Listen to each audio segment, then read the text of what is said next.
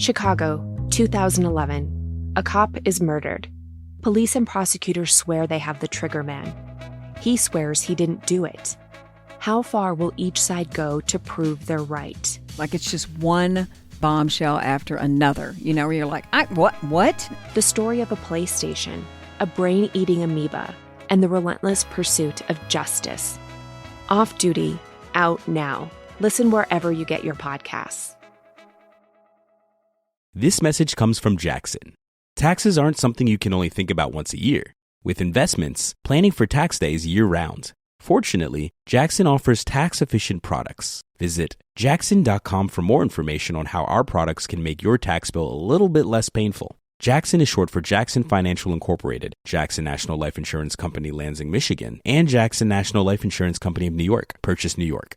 Howdy, howdy, ho, and welcome to Fantasy Fan Fellas. I'm Hayden, producer of the Fantasy Fangirls podcast and your resident lover of all things Sanderson. And I'm Steven, your bookish internet goofball, but you can call me the Smash Daddy. And we are currently deep diving Brandon Sanderson's fantasy epic, Mistborn. But here's the catch. Steven here has not read Mistborn before. That's right, hey. So each week, you'll get my unfiltered, raw reactions to every single chapter. And along the way, we'll do character deep dives, magic explainers, and Steven will even try to guess what's next. Spoiler alert, he'll be wrong. Newsflash, I'm never wrong. Episodes come out every Wednesday, and you can find Fantasy Fan Fellas wherever you get your podcasts.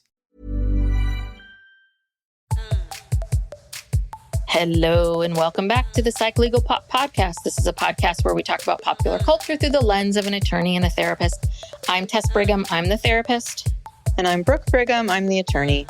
And we are back with Sister Wives, Season 9, Episode 8. 19. Oh, 19, sorry.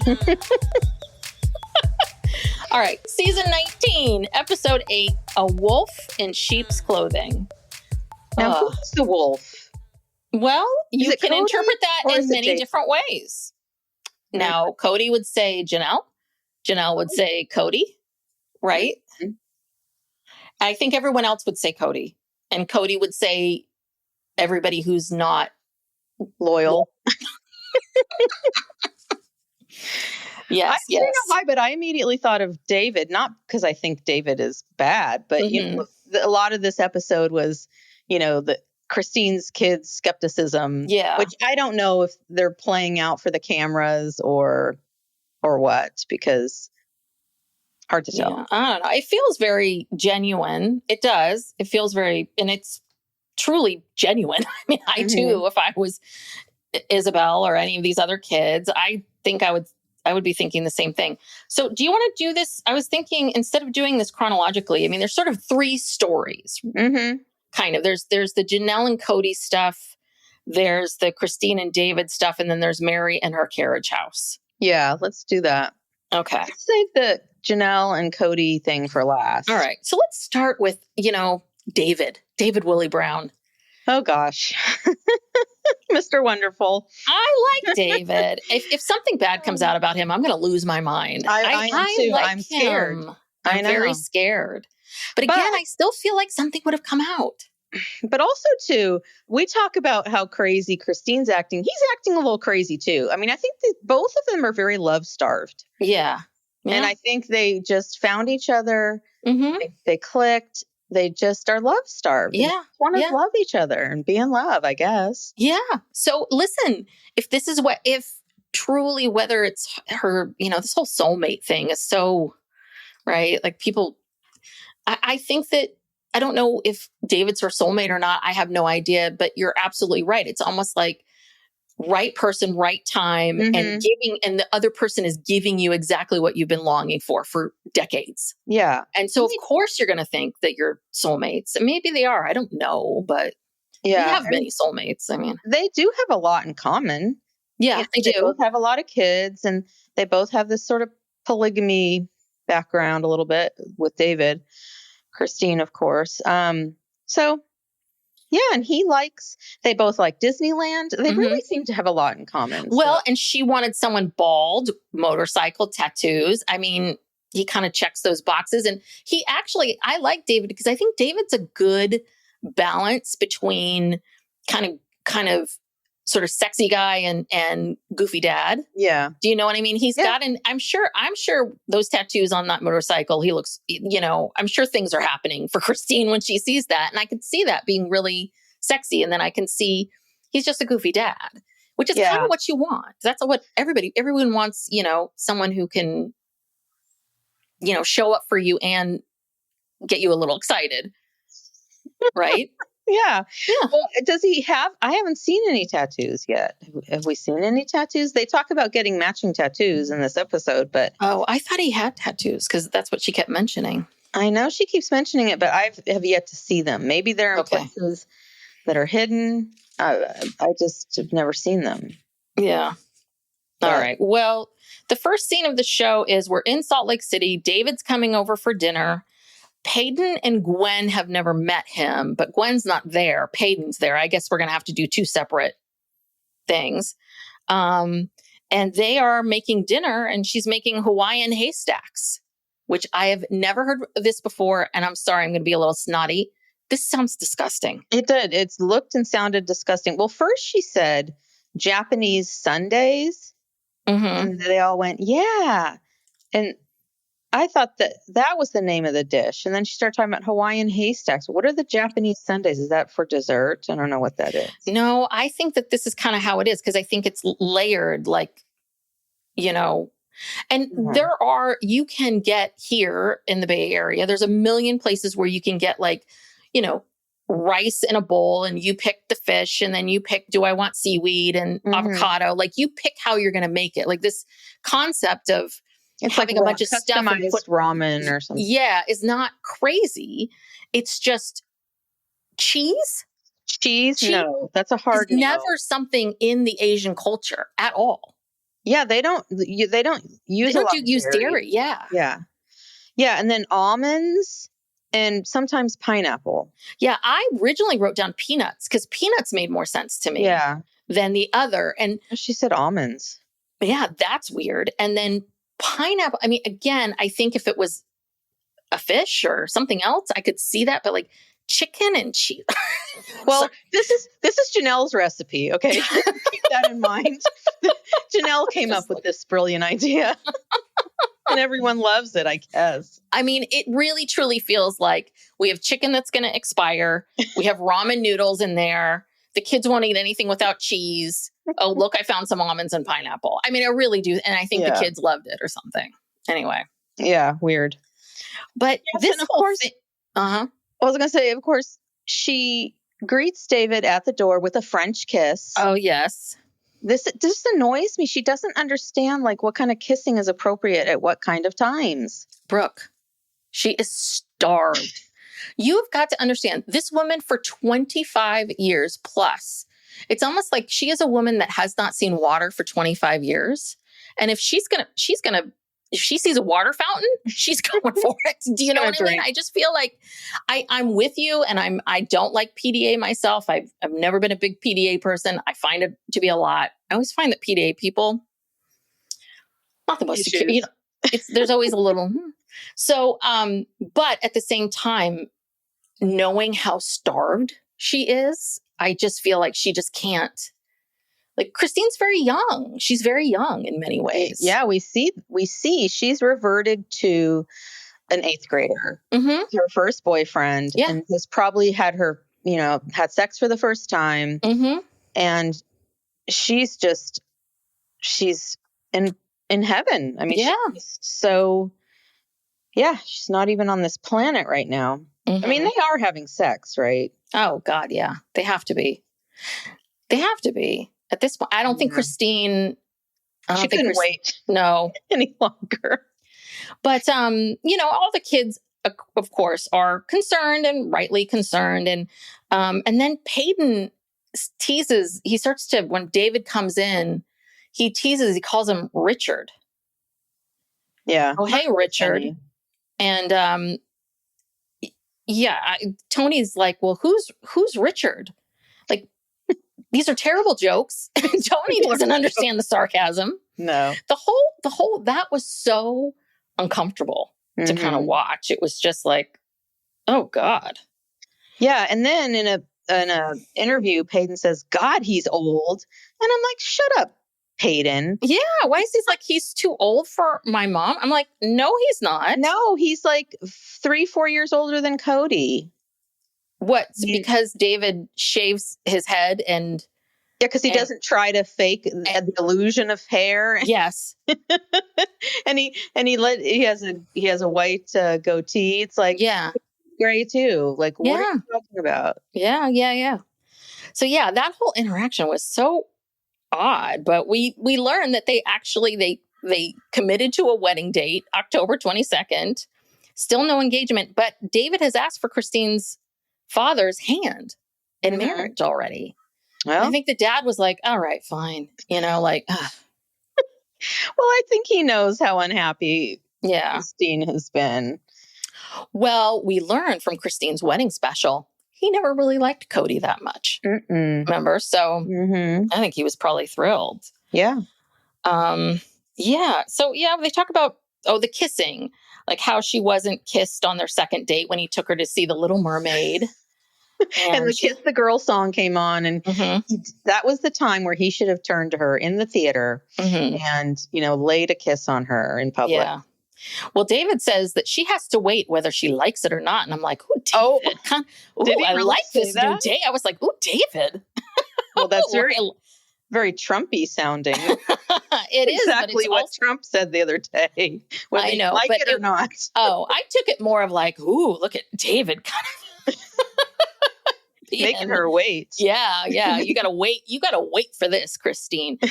But she says, I needed certainty, which I get completely. She wanted to know if this guy is going to want her. She said, I needed certainty and I felt uncertain.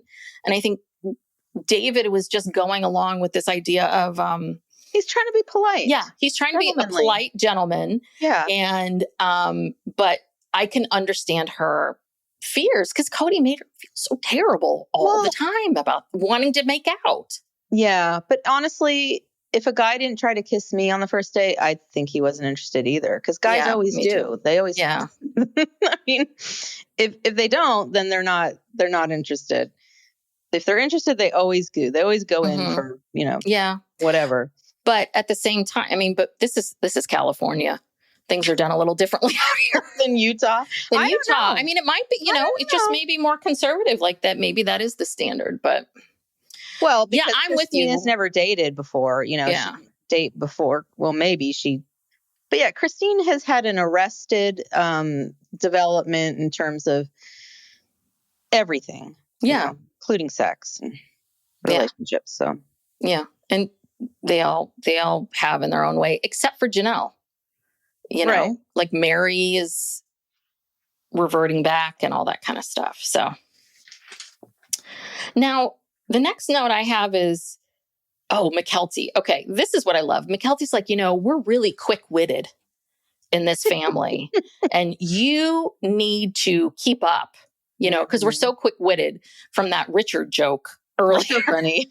So funny. And then they start bringing up all this kind of gross, this like gross stuff. They ask, it's like, have you pooped in front of each other? Have you farted? I was just like, Tony, this is really and this is their quick wit. The quick wit they were describing to us. And I would just like to say that it sounds like Mykelti and Tony do go to the bathroom in front of each other. And as someone who's been married over 21 years, that is a hard line. Never, ever, ever, ever. Yeah. Both my husband and I are like, it's just, I know what he's doing when he goes into the bathroom because he's in there for 9 hours. But I mean, I don't need to witness it.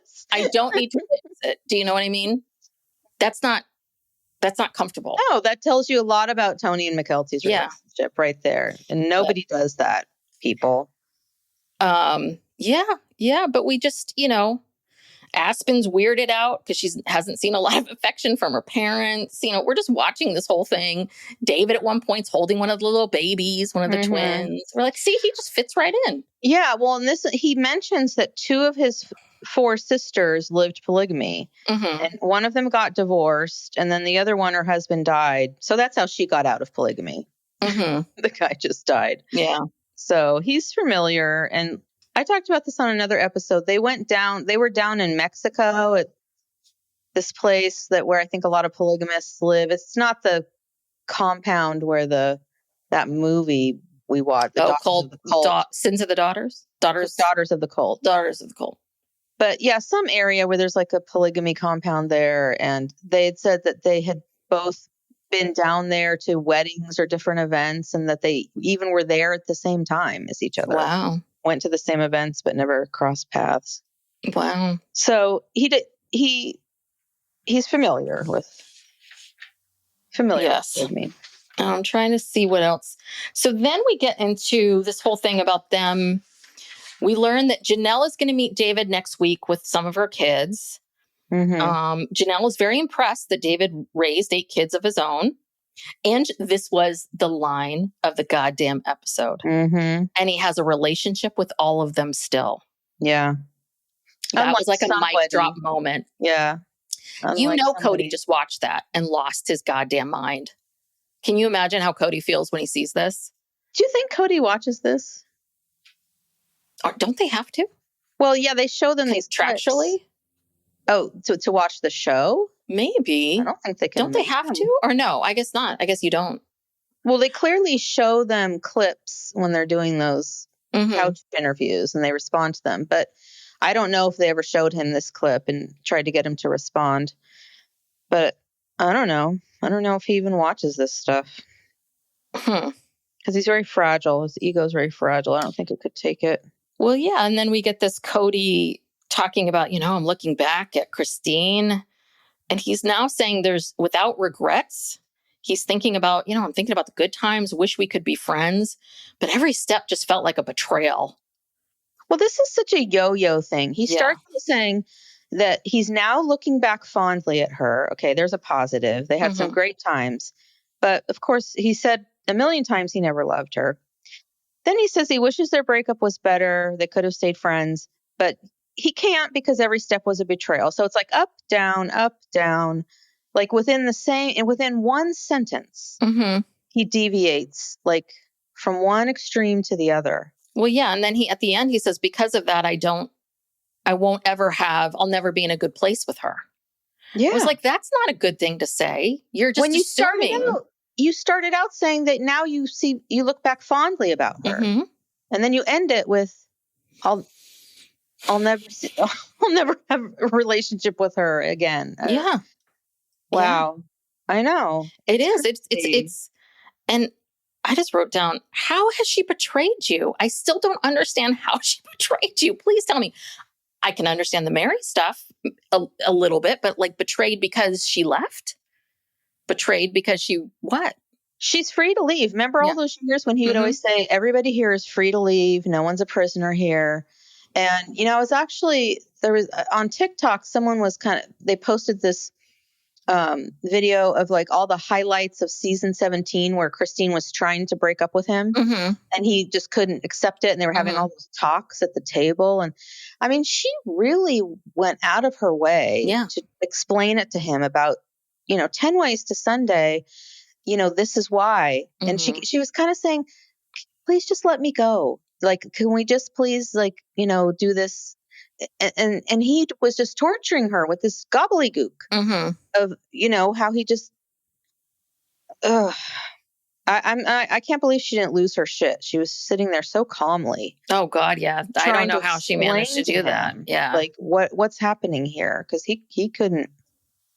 Well, I think that, I think that she's been so unhappy for so many years that I think she probably would get angry and would get mad. And I think she finally just got to the point where I have to remain calm and have this conversation with him. And then now she's, being calm, and that's not good enough for him. I thank God she got away from him. And then what's the next Christine David thing is picking out rings for this engagement that hasn't happened yet. Well, in between here, there's this little, there's also a section where Kody's talking about how it's his 55th birthday, and then Robyn talks a little bit. So before the ring thing, that's like squeezed in the middle there. I don't know if you want to talk about that now or later. Yeah, we can do it right now. Okay, so yeah, Kody's saying it's his 55th birthday. And then he just starts spewing a bunch of stuff I wrote down. He says he's struggled with values, lost sense of direction. His big picture is shattered. He has guilt because he's not involved with everybody else that's out there. But he's going to try to make it a good year. You know, his purpose, has always been his family. He imagined that his oldest kids would be living across the street and home with their families. God, that fantasy. Yeah, the fantasy came out of an affection he had for his kids and hoping that they won't reject him. So he's recommitting himself to be a loving father, to make his family whole again. And all the while he's stoking a fire. Mm-hmm. That's quite a this whole fire thing. I was like, what is he doing? He's gathering wood to make a fire in the snow. Yeah. And did you notice his hair? So he wanted to put it back in a ponytail, but because he doesn't want the parts where he's bald, he really had to work hard to like pull it back. It's hard to talk about this, on a podcast, but like pull back his hair and like had to take the top parts and spread it out to make sure. I was just watching him like, what are you doing? Also, the other thing is, I love this. He's like, well, I'm 55 and 5 years ago, I was thinking, okay, I'm halfway through my life. I'm like, no, you're not. You're going to live to be 100. Yeah. And if you do live to be 100, the last several years of your life are not going to be very productive. Yeah. Yeah. And then he says, this is another favorite. Like Kody says, well, I was up late talking to Robyn about my values and how I've really struggled with mine. I'm like, oh, I'm sure Robyn loves this. Can you imagine being kept up at night when you want to go to sleep by Kody talking about his values? That's like torture. That is torture. It's truly, truly torture. Yeah. And then in the middle of all of Kody's ramblings, we get Robyn and her fucking eyebrows. Like, the eyebrows. I didn't even notice them. Oh, they're so bad. Are they getting thicker? I think they've been bad this whole season. I think they're even worse now than in past seasons. They're so, no one can tell her that doesn't look good. Kody can't tell her. No one on production can tell her. She doesn't have any friends. Her daughters can't tell her. If my mom came out with eyebrows like that, I'd be like, what are you doing? Well, yeah, I don't know. But no one can disagree with anyone. And Robyn's a sacred cow. No one can criticize her. Yeah, so she says Kody is angry and upset, and he's just been a lost person the last few years because he's afraid that she'll leave him too. Mm-hmm. But yeah, he's been in a very, very dark place. And that's the other part of it too, is where he's talking about, my big picture got shattered, but I have this very sweet life with Robyn, but I feel guilt over here. And it's like, so you have this really sweet life, you say, but this life that you're talking about, your wife is over here saying, this is hell.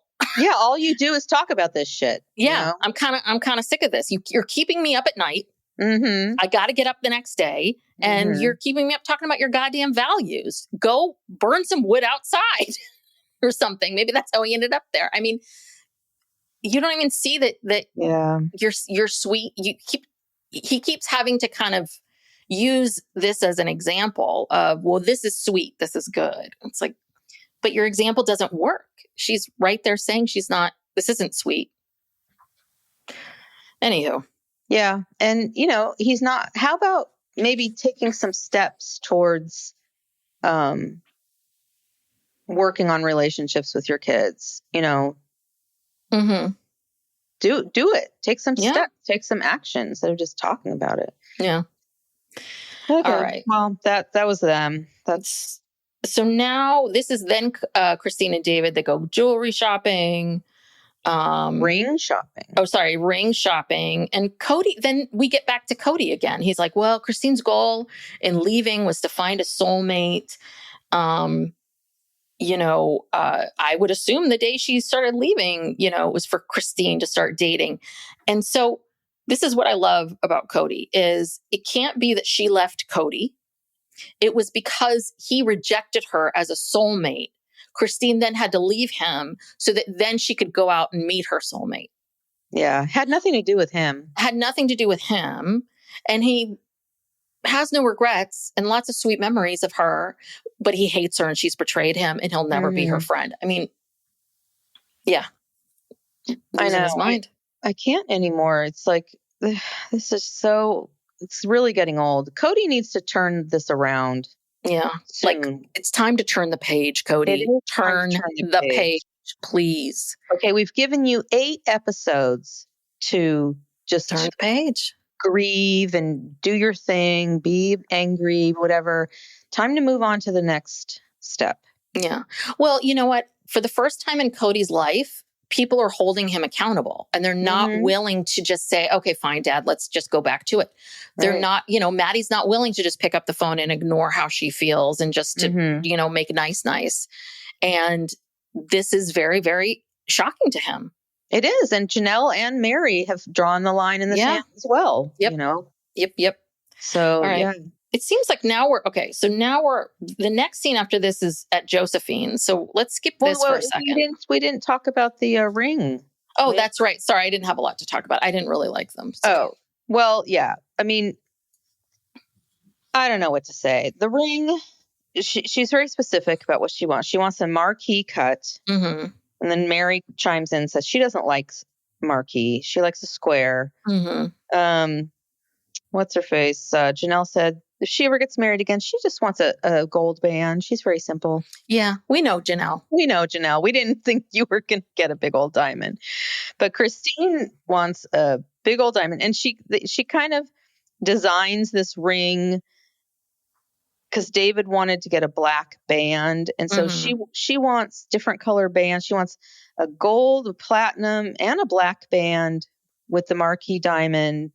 And the picture they showed was really ugly. I think it looks better in real person. I think that was like a AI, art rendering picture because it had this huge black band and it was really bad. But then I saw some pictures of her with the ring on her finger and it doesn't look as bad. But she just thinks she's edgy. Yeah. Oh, yeah. Very she's got edgy. This black band. She's got different colors. This is not like your normal. Oh, again, she's just so excited. Mm-hmm. Yeah. Well, plural marriage. There's no celebration. Yeah. The focus isn't on you. So she wants the focus to be on her. Again, don't blame her. Really don't. No, she has every right to. And this is where David says that he was single for too long and he was very unhappy and now he's happy. Yeah. So I guess we can't give these people crap for being happy. Just less French kissing. Just try to tone that down. For not our sake, but for Truly's, please. For your Truly. children's sake. Truly especially. Yeah. Okay. So we're going to skip over the Janelle and Kody stuff. Let's go over and see what's going on with Mary. Mary with the carriage house. Yeah, because it's her birthday and she's going to see the carriage house for the first time. Now, I would have to say, I thought it looked great. Me too. I loved it. I love the exposed brick. I love an exposed brick. I don't know if that was a natural exposed brick or if he did something, but I thought it looked really good. I thought all of it. I mean, love the countertop. Love it all. So cute. He did a great job. It was super cute. And the little workout space upstairs. And, Mary, she's just so goofy talking about her pole dancing. Or whatever. Oh, yeah. Oh, no. It's like, oh, wow, you're edgy too. And then they created this. I didn't know they did this for Mary's mom. I didn't know people did this, that you cut up T-shirts and people's stuff and then you make a memory bear of all of your things. And that Blair put that in the corner, like as a way, mom's there and watch. I thought it was all very sweet. I was like, it was. Listen, Mary, these people like you, Yeah, you should be where people like you. Yeah, they genuinely care about her. They're real friends, you can tell. And stick with those people. Just stay away from Flagstaff. Yeah.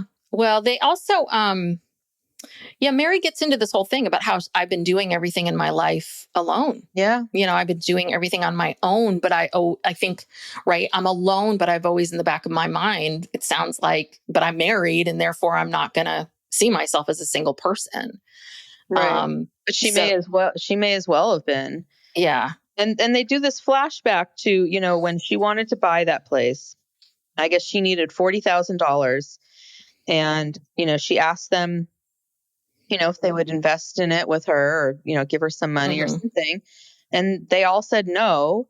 And then she's like, well, I want this and I'm going to get this and I'll just grind and make the 40,000. So don't expect me to be at any family functions. That's what she said. Yeah. And I was like, oh, so I think that this was probably, I'm not sure if this is before or after the catfish. I can't remember. No. This is after, right? This is after the catfish. The B&B flashback. Yeah, when she was buying the B&B. Yeah, isn't that after the catfishing? I don't know. I can't remember. Okay, I can't remember. But anyway, I think that the catfishing combined with this probably even more. I think this really pissed Kody off. That she was like removing herself from the family and saying, I'm going to go grind so I can get this 40,000 and do this thing. And she did everything that had to do with that project. She did alone, She didn't help her with anything. Maybe Kody moved some furniture up there or something, but yeah. And she's been keeping the place up and, it looks like a nice place. Like it's well kept, Yeah, I wonder if she makes any money from it or if it's just now, right? Because she shut it down, or did she turn it into like a haunted house and she's doing special events? Or can people still go and rent a room there? I have no idea.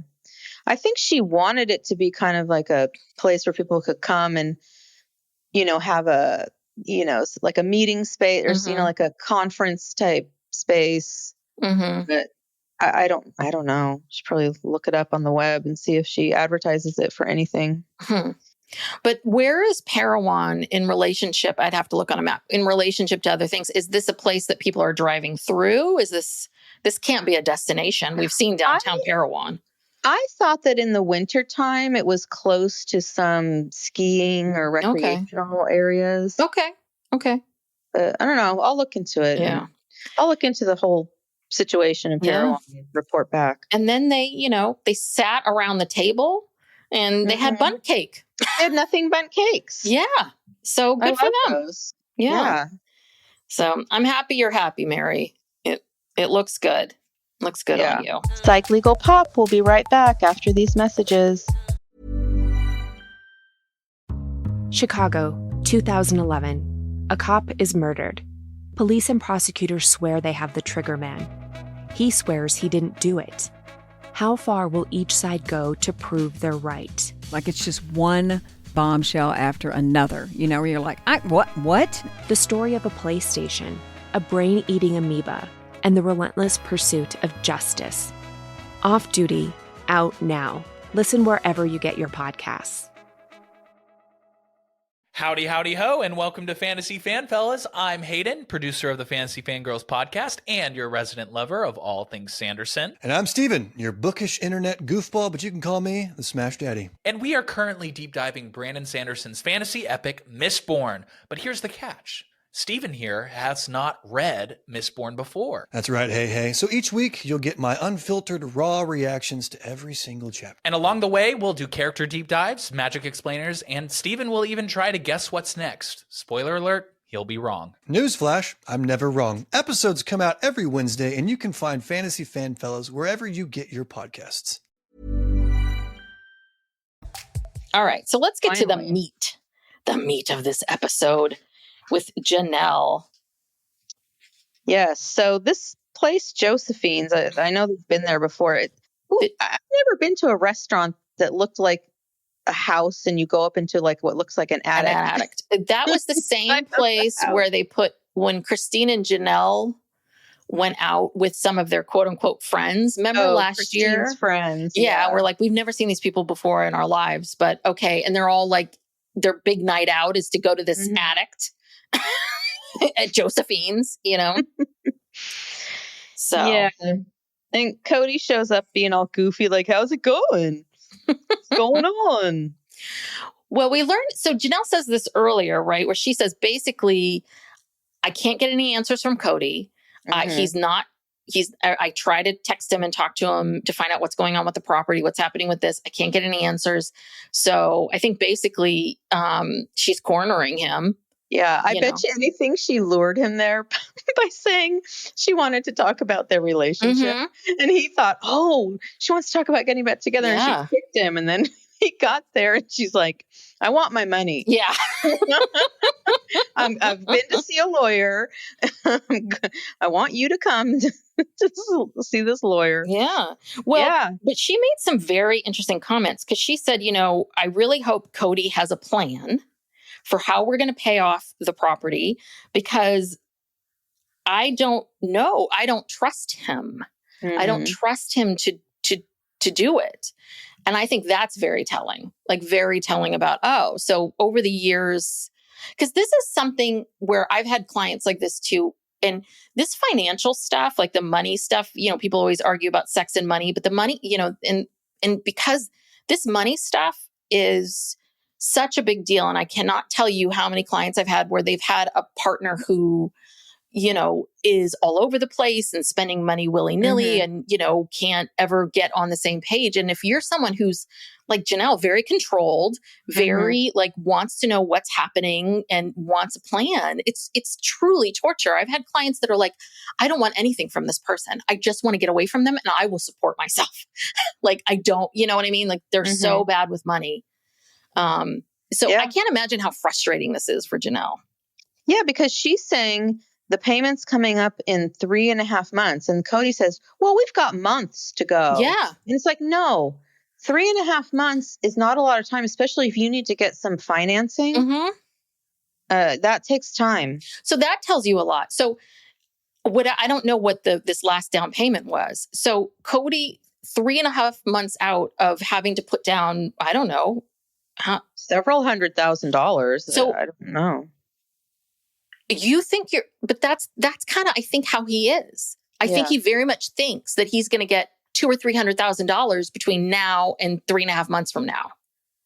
It's like magical thinking. Yeah, it is magical thinking. And God, I wish I knew what happened, because we don't. I haven't seen anything. And I know there's lots of people out there investigating this, but how did they get, I'd say they probably owed closer to $500,000 because, that's a lot of property. It's a balloon payment, which means they've been paying mostly interest. It was a lot of money. And how did they end up signing that terrible? I mean, Janelle admits it's a terrible contract. Yeah. So how did they end up signing such a terrible contract? Well, the same reason they got into those terrible mortgages in Las Vegas. That's a tomorrow problem. Kody's just focused on, I've got to move. I got to get my family back together. We got to move to Flagstaff. We got to buy this property. We've got to do this. He never thinks okay, 10 steps ahead down the road. How are we going to do this? Nothing. He has no financial planning. And I don't know how they paid that off and then turned around and paid $420,000 down on this new house within the span of a year or two. Yeah. So well, I'm wondering if they're taking out, those kind of shady loans. Yeah. I mean, those ones that charge you crazy interest. Yeah. Because they're definitely in right now. They own 2 properties and, so they currently own these 2 properties. We're now looking at how much a month in a mortgage for both places. Yeah. But I don't think he's thought one iota about what are you going to do next month when that mortgage payment comes due of this new giant house that you have. But I mean, how else could they have gotten the money? There is no way that they have this in cash. There's no way. I wonder if maybe the owner of Coyote Pass just took back part of it and they just took whatever equity they had and maybe took that part of it. Because it was what they call a hard money loan, where, it's a high interest rate. Usually you just pay all interest and then you have this huge balloon payment. And it's for people who think that, in 5 years, 10 years, whenever the payment comes, somehow I'm going to, I'll be very wealthy then. Figure it out. Yeah. So I don't know if they had any equity in it. If they did, they maybe could have renegotiated and conveyed some of the property back, but I feel like that would show someone would have found that in the public records by now. Who knows? God, I don't know. Well, so then we see Kody talking to the camera during one of the sit down scenes, and he's like, I know we need to pay off Coyote Pass, but I'm not doing Janelle any favors. Yeah. I was like, oh, okay. And then this woman doing her favors. Yeah. She owns part of this. Janelle says, well, so basically Janelle's like, well, will you buy me out? Mm-hmm. And he's like, well, what about us? Yeah. He's like, wait, what? Wait a minute. What about us? What about us? Yeah. Yeah. But she does admit, she says, like, we don't exist in the same universe. We don't. Yeah. She's like, when we talk, you still have that hook in me, which again, I think these two had quite the sexual chemistry. Yeah. But I don't foresee a long-term anything. I'm so much happier now. Yeah. Janelle really just hit a home run here. Oh, yeah. She just summed it all up. It was brilliant. Yeah. She says that he hasn't been at her house in 2 years. Mm-hmm. And he's like, well, we haven't really talked about our relationship. And then she's like, we've had so many conversations where I said, we're done. Yeah. Well, and then we get this flash of Kody in an interview saying, well, Mary and I are in a place where we can be friends. I'll never say a bad thing about Mary again. Like last week I was trashing her, but now everything's fine. And I'll never say a bad word. We're friends. Uh-huh. Now, does he, he also says this to the camera as well, right? I only want to get back with Janelle. So he starts to see this. I think obviously he's trying to save face on these interviews. And he's saying, I only want to get back with Janelle for the children so that I can have I want to get back with Janelle so I can have a better relationship with my children. Mm-hmm. But I would be giving her the power, which is fair because I had it for so many years. But I'm not interested in that. Neither of us wants to be accountable for breaking up.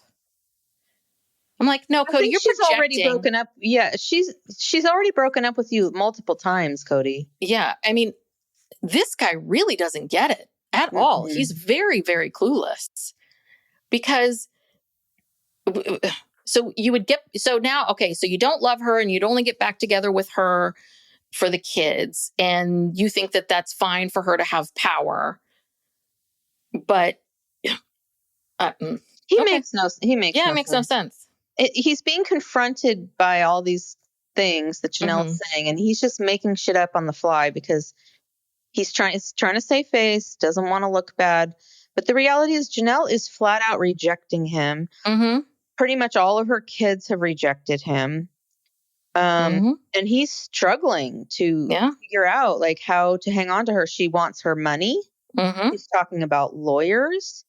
This is stuff that Cody's very uncomfortable with. Yeah, very. Cody's the kind of person who he doesn't like anyone with any kind of authority or power to say anything to him. Mm-hmm. He doesn't want a judge or a lawyer or, someone telling him, well, sorry, you have to do this. Mm-hmm. You can't just do it your own way and string these people along. Well, and I also think that Kody has been for so long the center of the universe of all, right? Like if there's three moms, and this is before Robyn came in, but if there's three moms and one dad, of course the one dad's going to be more popular. Of course he's going to be, and most likely he was, it sounds like he was a hands-on dad, but he was fun dad. Yeah. I think he was doing this stuff, but I think that this is really, really hard for him not to be adored by this family on this level. Mm-hmm. This is really this is just, he cannot fathom this idea that he isn't loved. But why does Kody think that love can only come from like a young, compliant child? Like, does he not understand like love between like grown children and their parents? I mean, he seems to really not get that at all. And he and Robyn, they're infantilizing their older kids for as long as they possibly can. Mm-hmm. to get that feeling, that kind of that relationship. And he can't fathom a relationship with an adult child where, he has no control over them. Yeah. Well, and I think this is Janelle's trying to kind of sort of say it, but he can't hear it, which is this is that, and I think this is what a lot of the kids think. And I agree with them, which is that Kody is a different person today because of Robyn. Mm-hmm.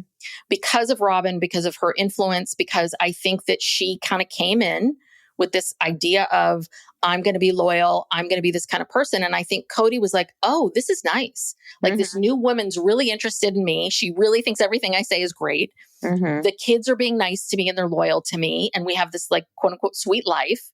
And I think that the more Robyn, that whole loyalty thing happened, and especially with her kids, how she segmented herself, separated herself from everybody else, I think the more he didn't like. Oh, wait a second, but you're the same age as Dayton and Dayton's complying and you're not. So wait a second, I'm so wonderful. Again, I really truly believe that he thinks he's just such an awesome person. And I think that has been fed to him. And now he's got one person feeding it to him. And that's become everything. I mean, people are, I think we are who we are, but who we marry really influences, obviously, a lot of how we see things, how we feel about things, how we see the world. And I think that she has heavily influenced him to see things the way she sees things. Yeah. And it's kind of weird how she could undo, because he was with these other women for like 20 years. And then all of a sudden she comes along and she's able to really change the way he sees everything. And, he's pretty gullible, honestly. I mean, he should have stuck up for his other children and, been like, well, yeah, I have to give these other children the same attention. And, yeah, just all of it. I mean, and Janelle's just calling him out. I think she calls him out again about Maddie, about how, he's never, he says, why didn't Maddie tell me she was pregnant?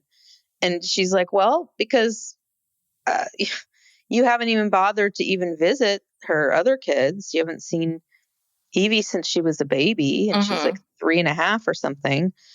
And he doesn't even understand. He's asking questions like, well, yeah, what's happening? Like, why is this happening? And she's trying to explain it to him, but he's. Yeah. I mean, Janelle very much says it, right? She says, he wants a wife who acts differently than I do. And she basically tells him, the kids talk about you as two people before and after. Like the kids know all this. And Kody's like, well, that's recency bias because of COVID. Because of COVID, yeah. And Janelle's like, no. Your life has centered around Robyn's house for a long, long time. And I think this was really good. She said, I felt like I wasn't as important to you. So of course, Kody gets into his whole thing about like, well, Robyn's house was safe. And then Robyn says, every time Kody makes a choice they don't like, I get blamed for it. Well, but then Janelle says that, every time someone brings up Robyn, that Kody gets mad, and then it's like, it's not just, it's like Kody and Robyn are like one unit, it's like, if you're upset with Robyn, then you're upset with Kody and vice versa. It's just, and, and then that thing about how, Robyn told on Janelle. Yeah. Janelle said when she was buying her house that, basically you're using all of our resources. Yes. There was finite resources. Yeah. She used all the money from the sale of the houses in Vegas to buy her house. And I think Janelle was trying to tell her, don't do this. And, remember when Robyn was pretending she didn't want to buy the house and she was saying, God's going to bring us a rentable. I think that was just all a total fake act because Robyn's now acting like, oh, I was just telling Janelle, yeah, I agree with you. But But she went and told Kody that, Janelle said, don't use all our resources. Yeah, Robyn, I don't exactly believe that that's how that conversation went at all. I think that and maybe you didn't know if Kody was going to go back or not, but you've been there long enough to see the dynamics. Everyone knows Kody is a tattletale. And I think that Robyn's also a tattletale, especially she tells Kody everything. Yeah. Because he's asking her about the property and like wanting to move on the property and live with them. And she's like, listen, I don't have a lot in common with Robyn, which I think is her way of saying, I don't like her. And I don't want to spend time with her. And I can't. And then when she tries to bring up this whole thing, this fight that she got into with Robyn about the house, Kody's like, well, don't go down that road. I don't want to go back. I don't want to go back. And she's like, well, that's the problem. The problem is I can't freely speak to you about how I'm feeling about this relationship. So therefore, I can't be in a relationship with you. Yeah. Okay. Yeah. I mean, there's nothing left to say. She's told him so many times. He's desperate. I mean, it's the same thing that he did to Mary. What was it, last week, where he goes over there as if they never had that conversation about how Mary was leaving. And Kody's like, well, I said I was willing to fake it with you. And she's like, I'm not interested in a fake relationship. She's already moved on. She's like, why are we talking? So now he's doing this to Janelle. Yeah. Well, he calls Janelle. He's like, well, Janelle has a card she likes to play. It says victim on it. And Janelle, which I love, she just came right back and she's like, that's just like a man. I speak up. No, and she's right. Yeah. I speak up and I advocate for myself, and I'm labeled as something negative. I'm now a victim. Yeah. Yes, Janelle. But then he kind of does he say the primary reason to reconcile for the family? We've never been a partnership. I'm like, yeah, now it's okay. Yeah, Kody, we know you've never loved any of these people. Yeah. Yeah. He says, in order to reconcile, you have to be a partner. And she was never a partner. Never, ever a partner. So, and then Janelle says, I think I might look into this spiritual release thing. Because Mary got one. Yeah. She was really surprised. We see scenes for next week. She's talking to Mary. I bet you Mary's like, all you have to do is call this guy. Yeah. And you have a conversation. He already knows the story. Yeah. Yeah. And she says Kody just doesn't want another failure. Yeah. Like 3 women have dumped him within the span of a couple years. I mean, that's the other thing too. Yeah. Like boom, boom, boom, boom, boom. Yeah. I mean, poor Janelle, she's just sitting there going, well, I'm struggling on how to proceed with you. Like, I can't talk, I can't talk about anything. I can't have this conversation with you about a relationship. And then he looks at her as like, I just keep thinking you and I can make this work. Can make this work. And Janelle's like, we'd have to be different people. How much clearer can she make it? She's tried to explain this to him so many different ways. It's just not sinking in. Yeah. And then he says, jealousy and gossip. That's what's destroyed. Jealousy and gossip. I mean, these non sequitur things that he says. He says, I was a hero for 25 years with these kids. Now I'm not. It's like, well, whose fault is that? Yeah. And I mean, Kody, you haven't been a hero this whole time.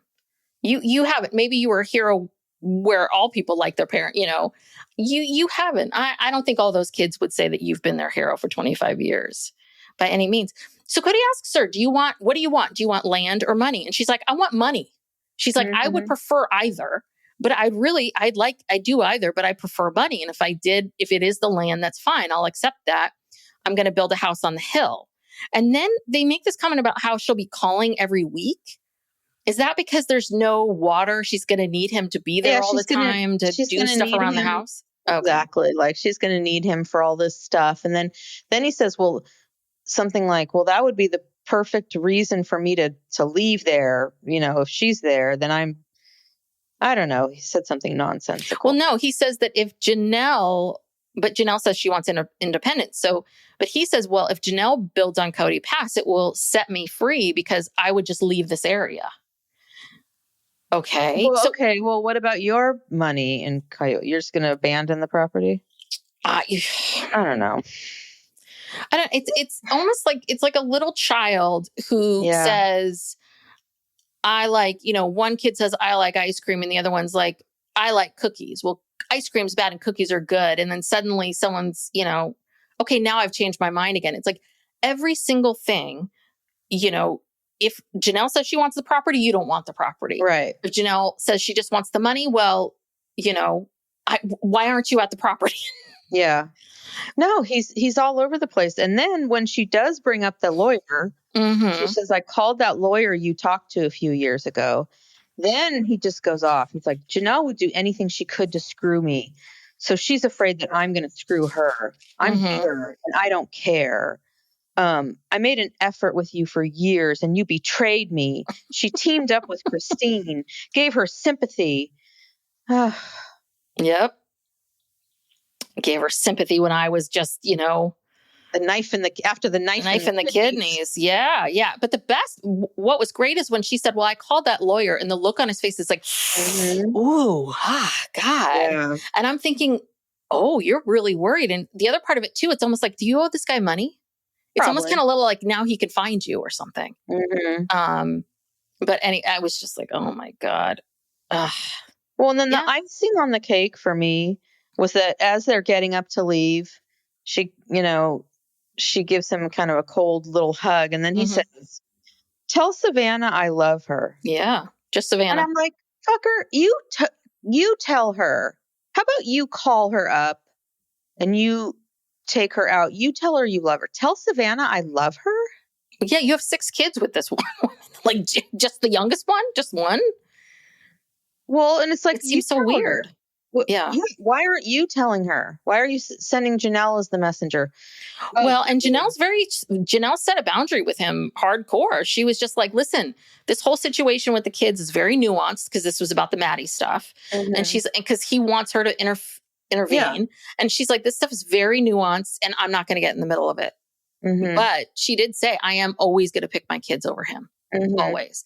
And I think that kills Kody as well. I think that as much as he would never, ever, ever admit it, I think his ego is so big that, ultimately he wants his children to worship him. But if his children aren't going to worship him, the fact that the mother isn't willing to stick with him and go against the kids, that's even, oh yeah. God. She sees it as, they're all siding together. And even Christine, it's all just one big, pile of people over here against Kody. Yeah. The whole world's just, gosh, it must be so hard to be Kody Brown. Well, I'm exhausted watching this because, and how many more weeks? I don't know. This is just week after week after week of this. Where do we go from here? What is the rest of the season going to be like? It hasn't played out. They're all broken up. Everyone's broken up. Okay. So there's nothing left to talk about them anymore. So what, is he now going to move on to the kids? Is he going to start trying with the kids? Is he going to start railing on the kids? I don't know. It could be. It's almost like 2 questions of what does the production want to do, right? How is the production going to handle it? And then, how is Kody going to handle it? Because I don't think that you can. The problem is my guess is if I was a producer on the show, I too would want Kody to move forward. I too would like to see him trying to rebuild his relationships with his kids. But the fact that he's such a narcissist and can't see anybody else's side and can only wants complete loyalty, and that's not going to work. So you're kind of stuck. You're kind of stuck in this place. But it's the second highest rated show on TLC. So I don't think it's going to go anywhere unless the ratings really, really tank. But I'm with you. And I think this was around last season too, around this point where we were kind of like, we're kind of at this midway point and it just gets old. It gets boring and old and nobody wants to see it anymore. And, but I don't know what to say because that would take a lot for him to change. He's not going to, this would take a miracle for Kody to wake up and go, I need to approach my relationship with my kids differently. Mm-hmm. So on the show, are we in 2023 yet? Yes. Yeah. Okay. So this is like January 2023. And we have a ways to go to get to today.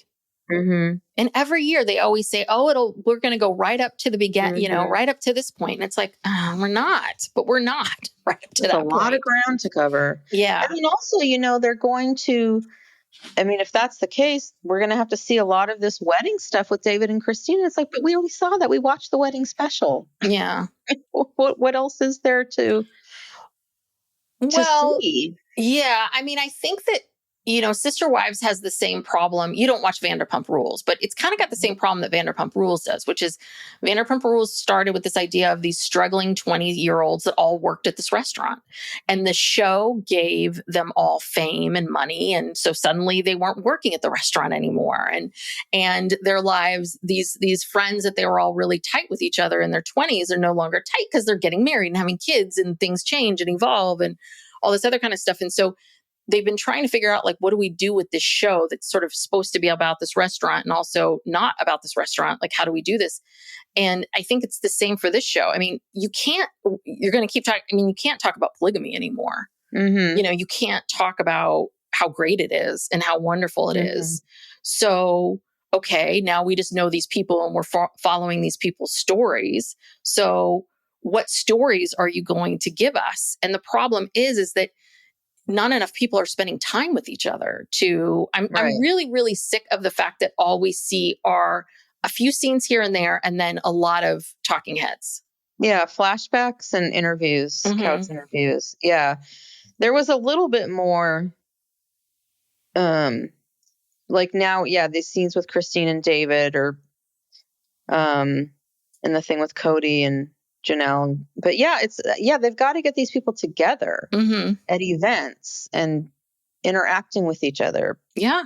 I mean, if you need to repackage this show as this is what life is like post polygamy. When a polygamous family breaks apart, this is what it looks like. And they're not, and we see a scene for next week of, the baby shower. So Robyn and Kody go to the baby shower. The engagement party. The engagement party. So they go there and David's there. So you need a lot of those kinds of events. Like you need that kind of stuff. You need to figure out how are we going to make this work? But Kody's so angry. He's just so angry and so immovable. And people like him are tiring. They really, really are very, very tiring because they don't have any sense of awareness. So they never change. And they just suck energy. They don't give off any energy. If Kody really wanted this show to last and he wanted to make a lot of money off of it, he would say, okay, let's hire a therapist and one by one, I'm going to reconnect with my children that I'm estranged from. And just go one by one. Yep. And work on it. And I'm sure that could take years. Yeah, that's like it right to season 25 there. Yeah, and people would watch it. Look, people I think ultimately want a happy ending. It's we talk shit about him and we whatever, but ultimately I don't want to see this family and these people be hurt and be estranged from their father. I don't want that. I want them to all, work things out. So, yeah. I don't know. Yeah. I guess we just didn't see, I think that, Kody in the earlier episodes, he obviously wasn't this angry, but he also wasn't this myopic or something, like so singularly focused on, one or two beliefs. I think he was trying to do the right thing for the most part. He did really go off the rails with his relationship with Robyn. That really derailed everything. And then it just got worse and worse and worse. And the thing is that what he can't, you know what he needs to do truly is that he needs to say, what he needs to say is, you know what? I realized within the first year of marrying Robyn that I had very, very strong feelings for her, and it felt totally different than everyone else. And that was when I was no longer able to live plural marriage. And I should have said something then. Because that is what the truth is. I don't blame Kody for if he fell in love with Robyn and it felt differently. I do understand he was very young when the parents kind of switched over to this religion. And yeah, I mean, 19 years old to like say, this is how you're going to live the rest of your life. I don't think that's fair. I don't think we should. They're not allowed to do that in that religion. Like if you leave a wife, like he was talking about this one time, or maybe one of them was talking about how if you leave a wife or too many wives or something, then you're not going to go to heaven. They're not going to let you keep marrying people and discarding people and marrying people. Yeah. I think up until recently, I think he did still believe in that whole thing about having the multiple wives and you ascend into your own kingdom together. He obviously believed that at some point. I don't know when he stopped believing it. No, but he didn't have the freedom within his world to do that. And he had all these little kids and he couldn't just say, I realized Robyn's the love of my life and I never really loved any of you. I just I married you out of obligation. But my point is that yes, I'm with you with all of that, but it was in that moment. And I think this is the part that he cannot take accountable, really, is in that moment, what he needed to realize was, I think I've really fallen in love with one of these women. So if you're not going to say, I got to reassess my religion and I'm going to get out and maybe I don't, maybe there isn't a kingdom or whatever. And yes, they had a lot of little kids. I get that, but that's what the truth was for him at the time. Then he needed to then in that moment recognize, okay, I need to be very mindful about the fact that I'm really loving one and I've got to figure out how to find love within all of these women. Yeah. I think that it was just the fact that he really consciously kind of knew something was going on and did not man up. I mean, I think that's a lot of like kind of what Christine has been saying and Janelle's been saying is like part of plural marriage is if you do have these feelings, like you need to recognize it and change it and do it differently. And if I don't know, it's all about him taking accountability and having some level of awareness. And he is spending so much time trying to feed his ego that, you know what, Kody, you would get everybody on your side if you just owned all this stuff. Like nobody's mad at you because that you fell in love with one woman over the others. They're upset. People are upset because you willfully disregarded other people's feelings. That's the problem. There I go. It only took me an hour and 4 minutes. You willfully disregarded these other women's feelings. Well, and it's the accountability part too. Like I said, if Kody would just start being accountable and he started setting out on the journey of mending these relationships, then again, we don't want to see people unhappy. Yeah. So people would be up for that. But well, and the other thing too is, I mean, once, I don't know how the show is going to handle Garrison's passing or what this is going to look like. But if we're on season 21 or 22 and he's still doing this after Garrison's passing, like if anything, Garrison's passing should have been the biggest wake-up call in Kody's life. And I do think that if this is not his wake-up call, if we don't see a different kind of Kody after this, then I think that's very telling. Then there is no hope. There's no way to see beyond it. But maybe this is this thing, something good could come from this tragedy. But also, I don't want to imply that was the cause. No. That's not what I'm saying. I'm just saying that you have this horrendous thing happen to you. And reevaluate. Yes. That how we deal with the hard things in our lives tells us everything about people. That's all. So, yeah. Well, God. Well, hopefully next week will be a little happier. There'll be a wedding shower. Oh, yeah. The wedding shower. Maybe there'll be a little bit of fun. Yeah. All right. Well, I'll wrap it up. Thank you so much for tuning in. If you enjoy this podcast, there's different ways to support us. We can check out our Patreon at patreon.com/Psych Legal Pop Podcast, where we have different tiers and we do a weekly bonus and we do a true crime and an Ask Us Anything. You can ask us legal questions or mental health questions. Other ways to support us is please give us a 5-star rating and review. Those really do help us. Please subscribe and share it with a friend. And we've been upping our social media game. So go over to Instagram or TikTok and go check out, follow us there. Yes. I think that's everything. All right. Thank you, everyone. Thank you. Bye. Bye.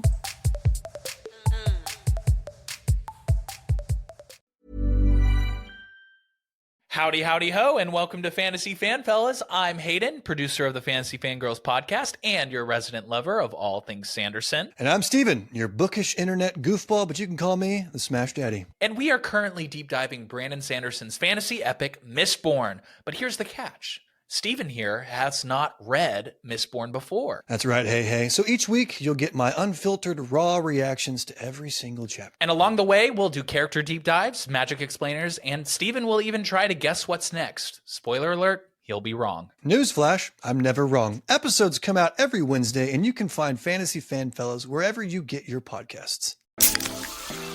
Pepsi Prebiotic Cola in original and cherry vanilla.